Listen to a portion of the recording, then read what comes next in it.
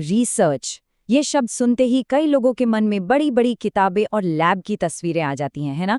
पर असल में ये है क्या? और अगर कोई पीएचडी करने की सोच रहा है तो ये सफर कैसा होता है? आज इसी पूरी प्रक्रिया को शुरू से लेके आखिर तक हम समझने वाले हैं। तो आज हम क्या क्या जानने वाले हैं? सबसे पहले तो समझेंगे कि रिसर्च की परिभाषा क्या है, इसका मतलब क्या है। फिर देखेंगे कि इसके फायदे क्या क्या हैं।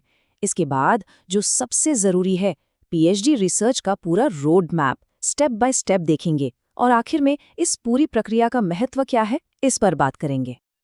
तो चलिए शुरू करते हैं सबसे पहले सवाल से। आखिर ये रिसर्च चीज क्या है? देखिए, बहुत आसान भाषा में कहें तो रिसर्च का मतलब है किसी एक खास प्रॉब्लम का सल्यूशन ढूंढने का एक सिस्टमैटिक तरीका। इसमें होता क्या है, हम जानकारी इकट्ठा करते हैं, उसे एनालाइज करते हैं और फिर उससे कोई मतलब निकालते हैं, उसकी व्याख्या करते हैं।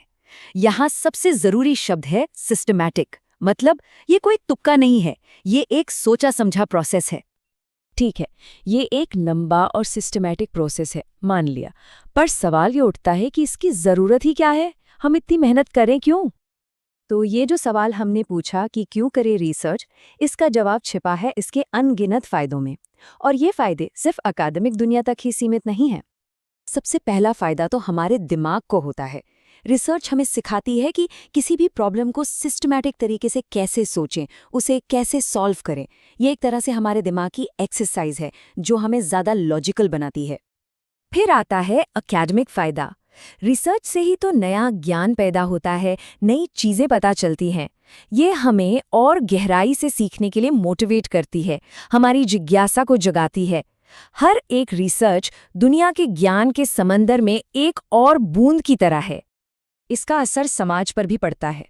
सोचिए, रिसर्च से ही तो शिक्षा, स्वास्थ्य और पॉलिसी मेकिंग में सुधार होता है। ये समाज में एक साइंटिफिक सोच को बढ़ावा देती है कि हम सुनी सुनाई बातों पर नहीं बल्कि सबूतों पर भरोसा करें। और हाँ, प्रोफेशनल लाइफ के लिए तो ये बहुत ही ज़रूरी है।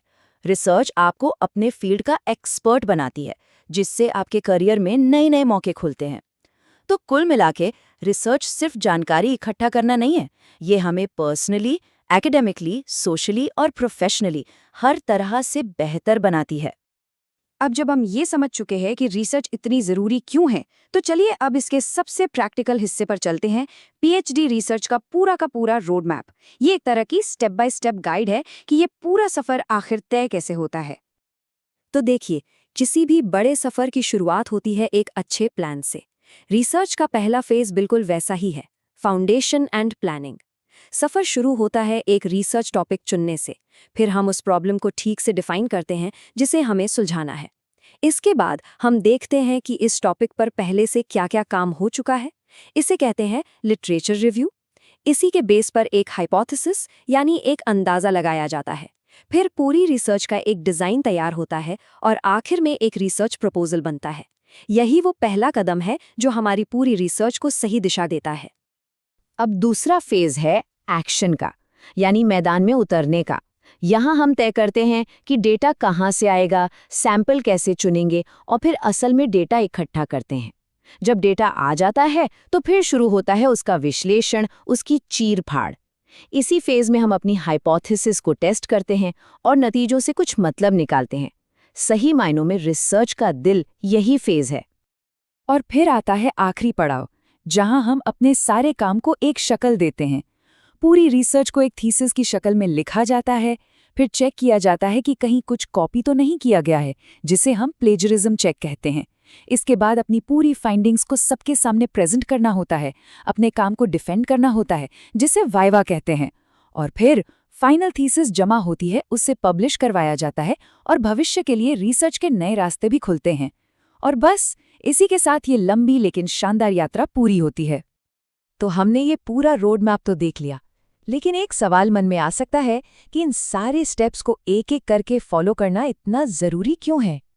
तो ये प्रोसेस आखिर इतना मैटर क्यों करता है? देखिए, सबसे पहली बात तो ये है कि ये हमारे काम को एक ढांचा देता है, उसे ऑर्गेनाइज्ड रखता है। दूसरी बात, ये थीसिस को एक मजबूत वैज्ञानिक आधार देता है। इसी प्रोसेस की वजह से हमारी रिसर्च तर्क और सबूतों पर आधारित बनती है, हवा में नहीं। और सबसे बड़ी बात, यही वो तरीका है जिससे हम ये पक्का करते हैं कि हमारी मेहनत समाज और ज्ञान के लिए वाकई कोई मायने रखती है, एक सार्थक योगदान है। तो आखिर में हम कह सकते हैं कि अनुसंधान ज्ञान की प्रगति के साथ-साथ व्यक्तिगत, सामाजिक और व्यावसायिक जीवन के लिए एक आवश्यक यात्रा है। यह सिर्फ एक डिग्री हासिल करना नहीं है, बल्कि खुद के विकास का एक पूरा सफर है। तो सोचने वाली बात यह है कि कोई अपनी रिसर्च यात्रा से दुनिया में क्या बदलाव लाना चाहेगा।